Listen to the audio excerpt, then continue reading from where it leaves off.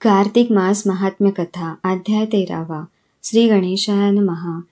नारद म्हणतात, राजा जलंधराने ती हकीकत ऐकली तेव्हा त्याला मोठा राग आला व कोट्यावधी दैत्य बरोबर घेऊन कैलासाला निघाला. जाताना शुक्राचार्य पुढे होते. वाटेत मार्गदर्शक राहू होता. वेगाने जाऊ लागल्यामुळे तो मार्गात अडखळून पडला व त्याचा मुकुट डोक्यावरून खाली पडला. दैत्यांच्या सैन्यांनी भरलेली शेकडो विमाने आकाशात चालली तेव्हा पावसाळ्यात ढगांनी व्यापलेल्या आकाशाप्रमाणे नभ शोभत होते. जलंधराचा असा उद्योग पाहून इंद्रप्रमुख देव गुप्त रूपाने जाऊन शंकराची प्रार्थना करू लागले. देव म्हणतात, हे प्रभो शंकरा, आमचे दुःख आपण कसे जाणत नाही. आमच्या रक्षणाकरता जलंधराचा नाश करा. नारद म्हणतात, याप्रमाणे देवांचे भाषण ऐकून वृषभध्वज शंकर हसले आणि महाविष्णूला बोलावून भाषण केले. शंकर म्हणतात, हे विष्णू, तुम्ही युद्धात जलंधराला का मारले नाही आणि आपले वैकुंठ सोडून त्याचेच घरी येऊन का राहिला. विष्णू म्हणाले, तो तुमच्या अंशापासून उत्पन्न झालेला व लक्ष्मीचा भाऊ म्हणून मी त्याला युद्धात मारले नाही. तुम्हीच याला जिंका. शंकर म्हणतात, हे विष्णू, हा मोठा तेजस्वी बलवान आहे. आता या शस्त्रांनी व अस्त्रांनी माझ्याने त्याला मारवणार नाही. म्हणून सर्व देवांनी व तुम्ही आपापला अंश शस्त्राकरिता मला द्या.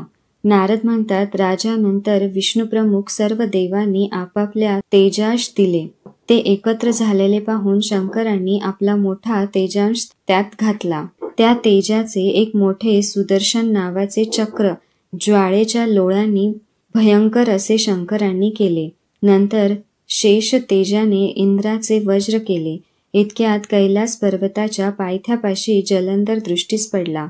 कोट्यावधी हत्ती, घोडे, रथ, पायदळ अशा सैन्याने युद्ध जलंधराला पाहून सर्व देव आले होते. तसे गुप्तपणाने निघून गेले. शंकराच्या आज्ञेने नंदी, गणपती, कार्तिक स्वामी आदी करून सर्व गण युद्धाला तयार झाले व युद्धात अजिंक्य असे शंकराचे गण कैलास पर्वतावरून खाली उतरले व कैलासाच्या तळाशी त्यांचे युद्ध सुरू झाले. शिवाचे गण व दैत्य शस्त्रास्त्राच्या योगाने व्याप्त झाले व नगारे, मृदुंग, शंख यांचा शब्द ऐकून सर्वांस वीरश्री आली. हत्ती, घोडे, रथ यांच्या शब्दांनी पृथ्वी नादित होऊन कापू लागली. शक्ती, तोमर, बाणांचा समुदाय, मुसळ, प्रास, पट्टिश वगैरे शस्त्रांनी आकाश भरून गेले.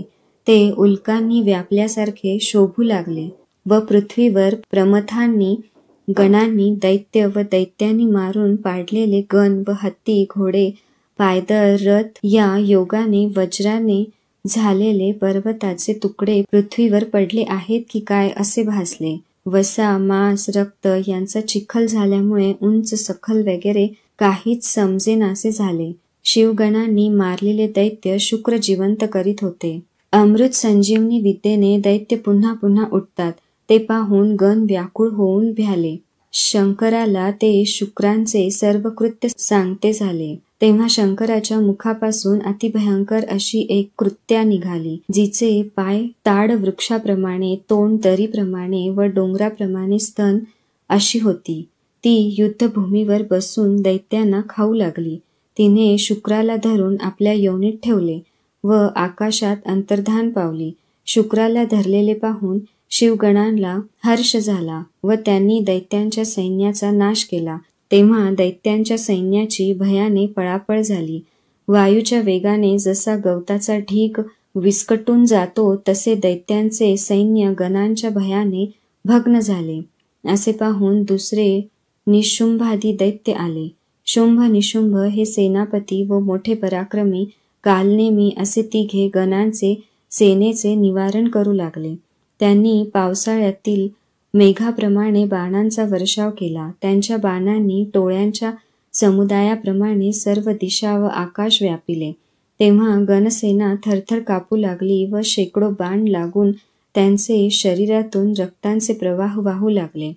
गण वसंत ऋतूतील पळसाचे वृक्षाप्रमाणे रक्ताने लाल झाले होते.